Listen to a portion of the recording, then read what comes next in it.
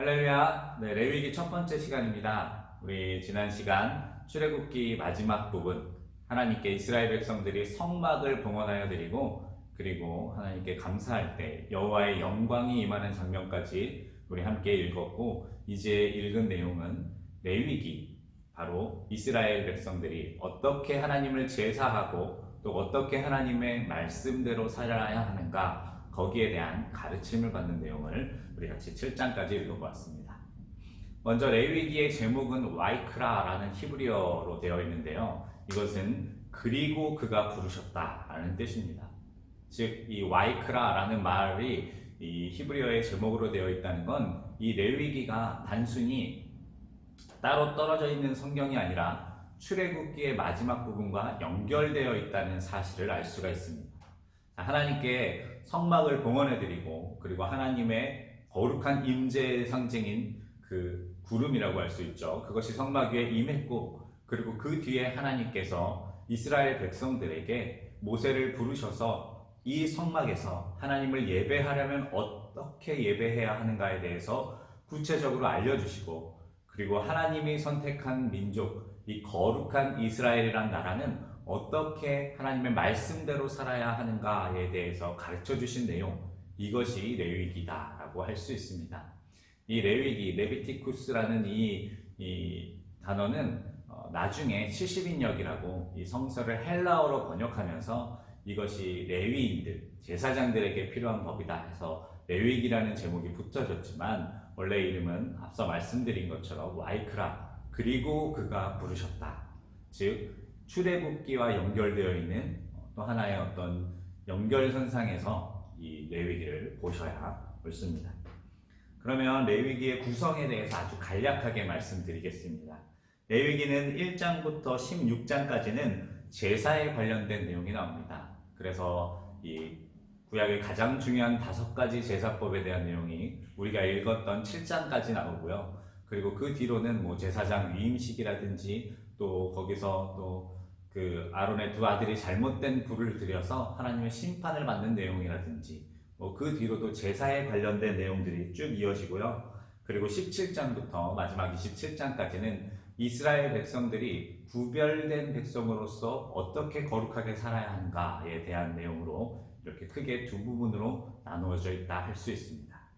오늘 함께 읽었던 1장부터 7장까지의 내용은 이 레위기의 가장 큰 두 덩어리 중에서도 첫 번째 덩어리, 즉 제사에 대한 것의 핵심이라고 말할 수가 있습니다. 레위기는 당연히 그 주제가 거룩에 대해서 말씀하고 있고요. 이 거룩이라는 히브리어 단어가 152회나 이 짧은 성경이 권 안에 나오고요. 그리고 신약 기자들이 이 레위기 부분만 인용한 것이 100회가 넘습니다. 즉, 이 레위기라는 것은 말 그대로 하나님의 율법의 정수, 엑기스다라고 말할 수 있는 부분이죠. 혹자들은 이 레위기가 법에 관련된 내용, 또 제사에 관련된 내용들이 들어있기 때문에 성경의 에베레스트 산이다, 그만큼 읽고 이해하기가 어렵다, 이렇게 말하는 분들이 있는데, 저와 함께 이제 레위기를 같이 읽어 나가시면서 이 레위기가 얼마나 은혜로운 내용으로 되어 있는지, 딱딱하고 어려운 게 아니라 얼마나 은혜로운 내용으로 되어 있는지 함께 배우시고 나눌 수 있었으면 좋겠습니다. 그러면 우리 함께 구약의 중요한 제사들에 대해서 보겠습니다. 레위기 1장에 나오는 제사가 있습니다.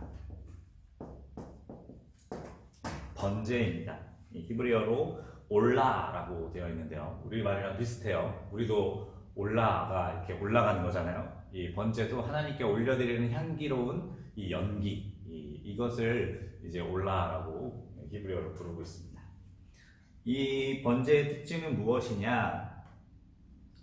이것은 1년 된 것을 드려야 돼요. 양이 1년 되었을 때가 가장 건강하고 좋을 때라고 합니다. 그래서 어떤 성경학자는 예수님께서 30살의 나이에 공생애를 시작하신 이유가 바로 남자의 이 생애에 가장 좋을 때, 그때가 양으로 치면 1년 됐을 때고 사람으로 치면 한 30살 정도 되었을 때이기 때문에 그때 공생애를 시작하셨다라고 이렇게 주석해 놓은 성경학자들도 있어요. 아무튼 이 흠없는 수컷을 드려야 하고요. 그리고 중요한 내용이 3절 후반부에 보면 여호와 앞에 기쁘게 받으시도록 드릴지니라 라고 되어 있어요. 즉 이 번제라는 것은 흠이 없어야 되고, 그리고 여호와 앞에 기쁘게, 이것을 다른 말로 하면 스스로 자원하게, 자원하는 마음으로 하나님께 드려야 한다라는 것을 말합니다. 즉 자발적인 의지로 드려지는 제사여야 한다라고 말하고 있는 거죠.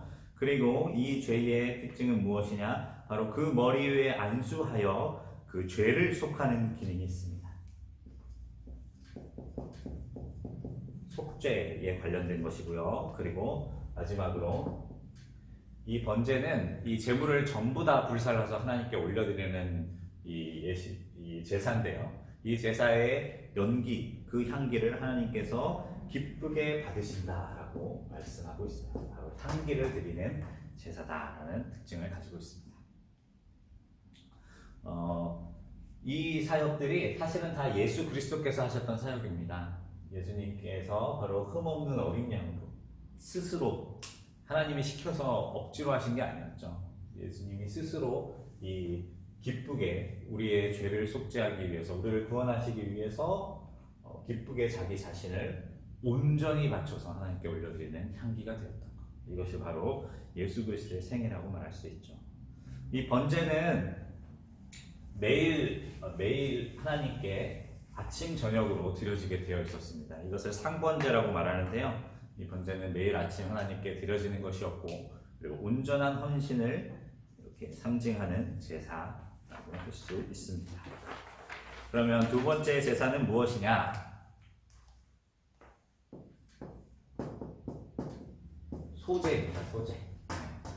이 소제를 보시면 이 히브리어로는 민카라고 말하는데, 이 민카라는 말의 뜻은 무엇이냐면 선물, 또 희생이라는 뜻을 가지고 있습니다.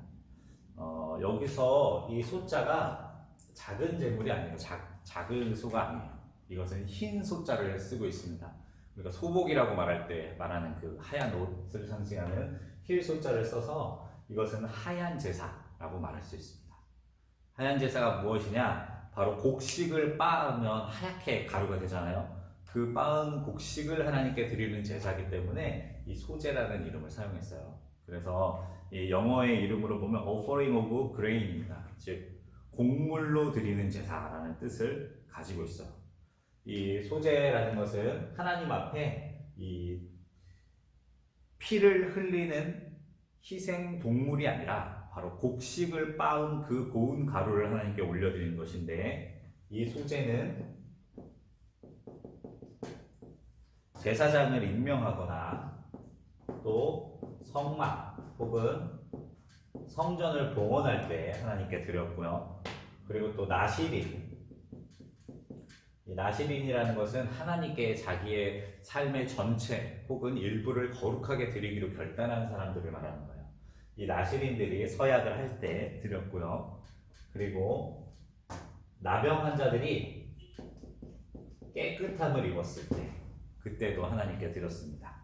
그리고 마지막으로 첫 이삭을 하나님께 드릴 때도 이 소제를 드렸어요. 우리가 이 제사를 보면 특징이 있죠. 이 특징들은 다 뭐냐면 새로운 시작을 할 때 이 소제를 드렸다는 것을 알 수가 있어요. 제사장이 임명되었을 때, 성막과 성전이 봉헌되었을 때, 나시린, 이제 나의 삶은 하나님께 거룩하게 구별하겠다 할 때, 그 다음에 이제 나병으로 인해서 이스라엘 진영 밖으로 쫓겨나 있던 사람이 다시 회복되어 진영 안에서 새로운 시작을 할 수 있게 되었을 때, 그때, 그리고 첫 이삭, 우리가 열심히 노력하고 또 애써서 기른 그 곡식의 첫 번째 수확, 그 시작, 이 소제라는 것은 새로운 시작과 관련되어 있다는 것을 볼 수가 있습니다. 그리고 이 소제는 단독으로 하나님께 드려질 수 없었고요. 이 희생 제사들, 번제라든지 이런 화목제라든지 이런 제사들과 함께 곁들여져서 드려지던 제사였습니다. 자, 그러면 세 번째 제사는 무엇이냐? 지금 3장의 내용입니다. 이 3장은 화목제가 있습니다. 이 화목제라는 것의 히브리어 원어를 보면 샬렘이라고 되어 있어요. 어디서 많이 들어보셨죠? 우리 교회에서 인사할 때 샬롬 많이 하시죠? 바로 그 샬롬이 어원입니다. 그래서 영어로 이 화목제 이름이 피스 오브 오퍼링이에요. 피스 오퍼링. 피스 오퍼링. 네, 피스 오퍼링입니다. 이 화목제에 다른 이름이 있는데 하나는 자원제, 스스로 원하여 하나님께 드리는 제사라는 이름이 있고요. 또 하나는 낙헌제, 즐거운 마음으로 헌신하는 제사라는 뜻을 가지고 있습니다. 이것만 봐도 좀 느낌이 다르죠. 뭔가 죄를 속죄하거나 아예 헌신을 요구하는 뭐 그런 느낌보다는 뭔가 기쁘고 행복하고 또 나누고 즐거운 이런 느낌이 있습니다. 그럼 이건 언제 드렸느냐? 아까 말한 것처럼 나실인과 같은 하나님 앞에 서원을 할 때 드렸고요. 그리고 또 하나님 앞에 감사할 때 드렸어요. 그리고 세 번째로 하나님을 향한 사랑을 표현할 때 드렸습니다. 비슷한 거라고 할 수 있겠죠. 아무튼 이 화목제라는 것은 내가 하나님 앞에 범죄하고 무언가 잘못해서 용서를 빌기 위해 드리는 제사가 아니라 하나님 앞에 즐거운 헌신 혹은 감사 그리고 사랑의 표현을 할 때 드리는 제사예요. 그래서 바울이 말했죠. 이제 우리가 예수 그리스도 덕분에 우리가 드리는 제사는 화목제밖에 남지 않았다. 바로 이 화목제의 특징을 우리가 볼 수가 있습니다. 이 화목제에 아주 중요한 특징이 있는데 그것은 무엇이냐? 이 화목제에 드리는 제물은 번제처럼 모든 것을 다 불살라 하나님께 올리는 것이 아니라 내장과 기름, 콩팥 이 중요한 부위들만 하나님께 향기로운 번제로 올려드리고 나머지 제물들은 나눠 먹는 것. 이것이 키포인트입니다. 이 화목제 같은 경우에는 그래서 우리가 중요하게 생각해야 될 것은 하나님 앞에 뭔가 감사하고 기뻐하고 하나님의 사랑을 표현할 때는 이웃과 나누는 모습으로 돼야 된다라는 것을 우리가 알 수가 있어요. 이 화목제는 비둘기로는 드릴 수 없었습니다. 왜 그랬을까요? 나머지 제사들 번제, 소제는 아니죠. 번제, 속제제, 속건제 다 이 제사들은 하나님 앞에 소도 드릴 수 있었고 염소도 드릴 수 있었고 양도 드릴 수 있었고 비둘기도 드릴 수 있었어요. 그런데 화목제만큼은 비둘기가 안 됐습니다. 왜 그랬을까요? 비둘기는 나눠 먹을 수가 없잖아요. 네. 하나님 앞에 태워드리면 끝이기 때문에 화목제의 제물로는 어울리지 않았습니다. 그래서 화목제의 중요한 특징 중에 하나가 이 제물을 다음 날까지 남겨놓으면 안 됐어요. 만약 자기가 하나님 앞에 무언가를 서원할 때만 특별히 하루 더 허용해줘서 이틀을 먹을 수 있었고요. 그 외에는 전부 이 화목제를 드릴 때는 그날 하루 만에 다 먹어야 됐습니다. 그래서 제가 성경 주석을 읽다가 좀 뭉클한 내용이 있었는데 무엇이었냐면 이 나머지 번제라든지 속건제, 속죄제 이런 것들은 이 제사를 드리는 이 정확한 시간이 있었는데 화목제 같은 경우는 그렇지 않았대요. 그리고 이 화목제를 만약에 누군가 드리게 되면 즉 이 성소에서 하나님 앞에 화목제 드리는 연기가 피어 올라가면 그 동네에 있는 고기를 먹을 수 없는 가난한 사람들이 제일 기뻐했다고 합니다. 왜 그러냐면 우리가 상식적으로 소 한 마리를 우리가 기쁜 마음으로 어느 부자가 하나님 앞에 감사하는 마음으로 화목제를 드렸다. 그러면 그것을 그 가족들이 하루 만에 다 먹을 수가 없어요. 아무리 잘 먹는 사람이라 그래도 그런 사람들이 가족이 모였다 그래도 소 한 마리는 못 먹습니다. 그럼 어떻게 해야 돼요? 그것을 이웃에게 나눠줘야 되는 거죠. 양도 마찬가지고 염소도 마찬가지고 이렇게 이 화목제 하나님 앞에 감사하는 연기가 성소에서 많이 피어오르면 피어오를수록 주변의 가난한 사람들은 뭘 먹을 수 있어요? 네, 고기를 먹을 수 있는 것이죠. 그래서 이 화목제가 우리에게 보여주는 여러 가지 영적인 의미가 있는데 하여튼 그 중에 꼭 기억하셔야 할 것은 나눠 먹는 것, 나누는 것. 하나님께 정말 감사하고 기쁘다면 그 기쁨은 나의 주변에 있는 어려운 이웃들에게 나눠줘야 한다는 것. 이것을 기억하시면 좋습니다. 자, 그럼 세 번째로 4장에 나오는 제사입니다. 속죄제가 있습니다. 이 속죄제는 하나님 앞에 범죄하였을 때 드리는 제사입니다. 그리고 이 속죄제는 예외가 없어요.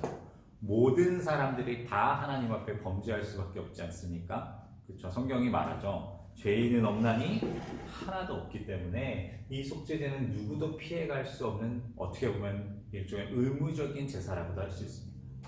그리고 실제로 이스라엘 백성들은 대속죄일이라는 절기가 있었는데, 그 절기가 되면 이스라엘 온 회중들이 자신들의 죄악을 하나님 앞에 이렇게 용서받기를 드리는 제사, 이 속죄제를 드려야 했습니다. 그날을 욤키푸르, 대속죄일이라고 불렀어요.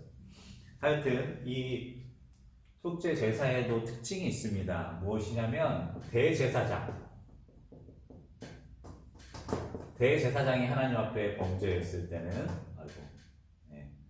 숫소를 한 마리 드려야 됐고요. 그다음에 이스라엘 백성이 범죄했을 때는 소를 드려야 됐습니다. 그 다음에 나오는 것이 족장, 정치 지도자라고 할 수 있죠. 족장이 하나님 앞에 범죄했을 때는 숫 염소, 그 다음에 어디 있습니까? 일반 평민이 평범한 사람을 말하는 거예요. 평범한 사람이 죄를 지었을 때는 염소 또는 염소, 이렇게 적을게요. 또 이 양을 드릴 형편이 안 되는 경우에는, 그때는 하나님 앞에 뭐까지 드릴 수 있었느냐? 비둘기까지 드릴 수 있었습니다.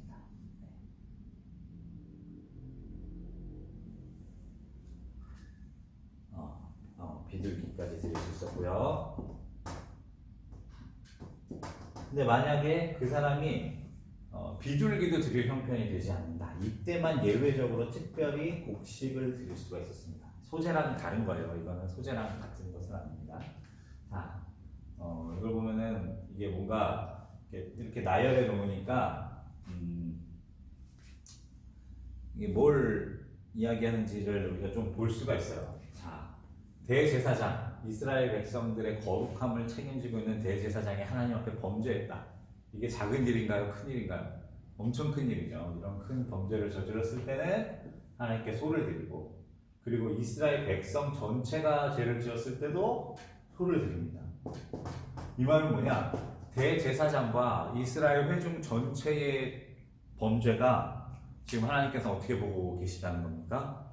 같게 보고 있다는 거예요. 이게 참 저를 너무너무 무섭게 만듭니다. 이 대제사장, 종교 지도자 중에 가장 정점에 선 사람이라고 할 수 있죠. 정말 무서운 사람입니다. 이 사람 하나 자기가 잘못하면 온 백성이 잘못한 것 같다는 거예요. 근데 이것을 또 하나님의 어떤 구속적인 이 은혜로 바라보면 어떤 것이 되냐면, 저와 여러분들이 왕 같은 제사장들이거든요.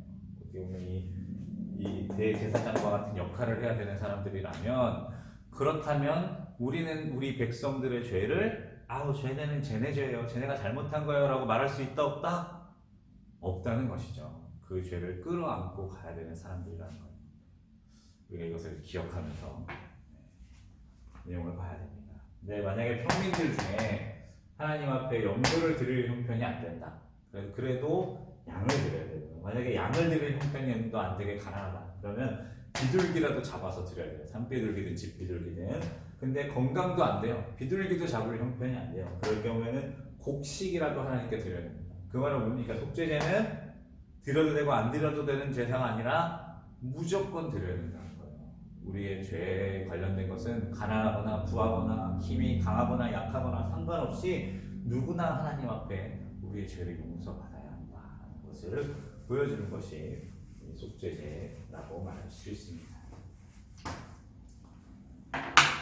죄송합니다. 얘가 4번이었는데. 그러면 5번째로 뭐가 있을까요? 속건제가 있습니다. 이 속건제는 이 속죄제와 거의 비슷한데요. 뭐가 다르냐? 바로 이 속죄제는 누구나 의무적으로 반드시 드려야 하는 제사라면, 이 속건제는 뭔가 배상해야 되는 사건이 일어났을 때 드리는 제사다라고 말할 수 있습니다. 성막에 하나님의 물건 중에 특별히 기물을 손상시켰거나 아니면 타인의 재산이나 건강이나 이런 것들에 상해를 입혀서 배상을 해야 되는 경우가 생겼을 때 그때 그 죄를 용서받는 제사다라고 말할 수가 있어요. 그래서 이 속건제는 속죄제와 비슷한 모양으로 하나님께 제사를 드리지만 거기에 물건에 대한 배상에 대한 책임이 함께 들어가게 됩니다. 우리 이것까지 함께 보면 우리가 1장에서 7장까지 나온 이 5가지 제사에 대해서 함께 나눈 거예요. 여기서 우리가 구분할 필요가 있어요. 어떻게 구분하느냐? 이렇게 구분할 수 있습니다. 자, 이렇게 두 덩어리로 구분할 수가 있어요. 이 두 덩어리, 새로운 시작, 그리고 하나님 앞에 감사, 느낌이 좀 다르죠? 그렇죠? 네, 하나님 앞에 뭔가 이렇게 기쁨으로 드리는 제사, 이 2가지 제사, 소제와 화목제, 이것을 기억해 주시고요. 그 다음에 하나님 앞에 온전한 헌신과 함께 죄의 용서함을 받는 내용들을 담은 제사 3개, 이렇게 두 덩어리로 크게 나눌 수가 있습니다. 그러면 시간이 많이 갔지만 얼른 한번 외워볼게요. 자, 여기 보지 마시고 저만 보시고, 자, 하나님 앞에 매일 드리면서 또 우리의 온전한 헌신을 드렸던 제사는 무엇일까요? 네, 1번 네, 번제 맞습니다. 그러면 곡식을 빻아서 드린 제사는 무엇일까요? 네, 맞아요. 소제. 그리고 하나님 앞에 우리의 감사를 표현하며 이웃과 나눠 먹었던 제사, 네, 화목제 맞습니다. 그 다음에 하나님 앞에 범죄하였을 때, 우리가 하나님의 율법을 어기거나 죄를 지었을 때 그 죄를 사함받기 위한 속죄제, 그리고 누군가에게 피해를 끼쳤을 때, 물건에 손상을 입혔을 때 그것을 배상하는 것에 관련된 속건제, 네, 이렇게 5가지 제사를 오늘 함께 배웠습니다. 네, 이 제사들을 꼭 기억하시고 잘 외우시고, 계속 나오거든요. 잘 외우셔서 하나님 앞에 온전한 제사 드리시는 우리 모두가 되시기를 축복합니다. 자, 오늘 여기까지 하겠습니다. 다음 주는 레위기 16장까지 읽어오시면 되겠습니다. 자, 성경 공부 화이팅!